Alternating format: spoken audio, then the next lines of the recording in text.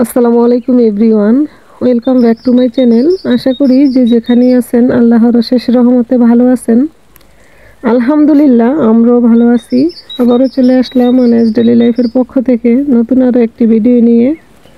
আশা করি আপনাদের সকলের ভালো লাগবে, আর ভালো লাগলে প্লিজ আমার চ্যানেলটা সাবস্ক্রাইব করে পাশে থাকা বেল বাটনটি ক্লিক করে অল অপশানে প্রেস করে দিবেন, যাতে আমি ভিডিও ছাড়ার সাথে সাথে নোটিফিকেশন পৌঁছে যায় আপনাদের ফোনে।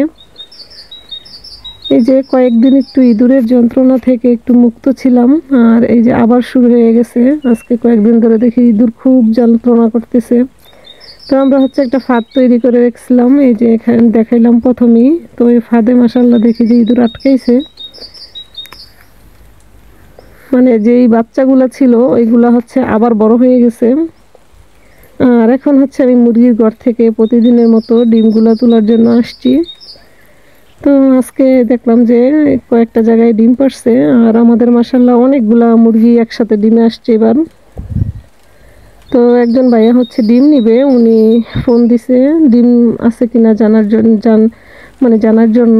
তো বললাম নিয়ে যান, এখন আমি ডিমগুলা রেডি করে রাখবো, পরে ভাইয়া আসলে ওনাকে দিয়ে দিব। তো এই ডিমগুলা কয়েকদিনের আগের, আর এগুলা আমাদের আজকের ডিম। তো সব মিলিয়ে এখানে 25টার মতো ডিম আছে, আর উনি সবগুলাই নিয়ে যাবে। উনি 25টা 50টা মানে যত থাকে সবগুলাই চায়। তো ওনার আমরা যখন আমাদের খাওয়া দাওয়া মানে আমরা খাওয়ার পরে যখন থাকে ওনাকে ফোন দিলে উনি নিয়ে যায়।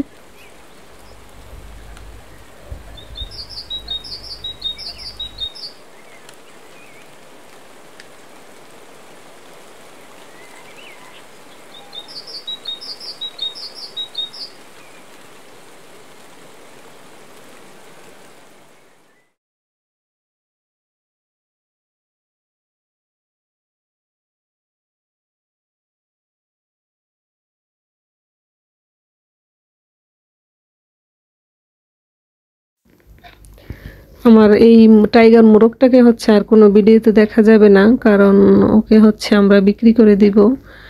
আর এই মোরগটা আমি খামারে রাখবো না, কারণ অন্য কোনো জাতের মোরগ আমি রাখবো না খামারে। আর মুরগি হলে আমি রাখতাম, আর আনায়া ওকে বিক্রি করতে দিবে না। দেখেন সে কোলে করে রাখছে, দিতেই চাচ্ছে না। তো তাকে বললাম যে ঠিক আছে, তুমি শেষবারের মতো একটু আদর করে দাও, তারপর আমরা এটাকে দিয়ে দিব। আর আমি শীতের পরে আরও কিছু টাইগারের বাচ্চা উঠাবো চিন্তা করছি। আর এটা খুবই ভালো লাগে আমার টাইগার মুরগিগুলোকে দেখতে। আর মোরগগুলা দেখা যায় সেল দিয়ে দিব, আর মুরগি কয়েকটা রাখবো আর কি। তো আমরা কত টাকা বিক্রি করলাম আপনাদের সাথে শেয়ার করব একটু পরে। তো এখন মোরগটা দিয়ে দিছি।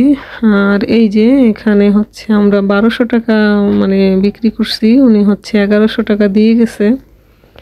তো এই তো দেখাই দিলাম। আর এই মোরগটা 3 কেজির মতো হয়ে গেছে, প্রায় 3 কেজির মতোই হয়ে গেছিল। আর এটা হয়তো আরো কয়েক মাস পরে অনেক বড় হইতো।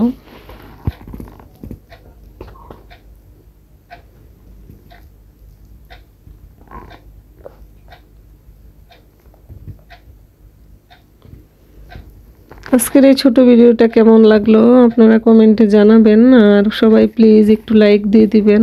আর মাশাআল্লাহ আলহামদুলিল্লাহ, এই যে আমাদের কবুতরের বাচ্চা ফুটতে শুরু করে দিছে।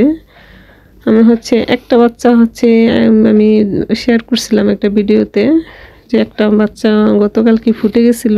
আর দেখলাম যে আজকে আরো কয়েকটা কবুতরের বাচ্চা ফুটে গেছে। এই যে এখানেও 2টা বাচ্চা ফুটছে।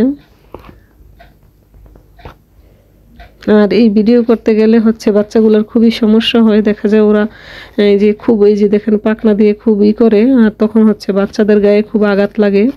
এখানে মাশাআল্লাহ এই যে দেখেন 3টা বাচ্চাই ফুটছে।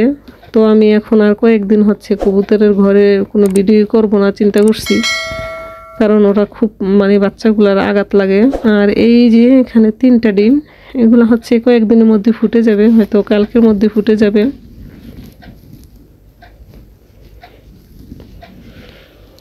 তো সকলে ভালো থাকবেন, সুস্থ থাকবেন। আল্লাহ হাফেজ।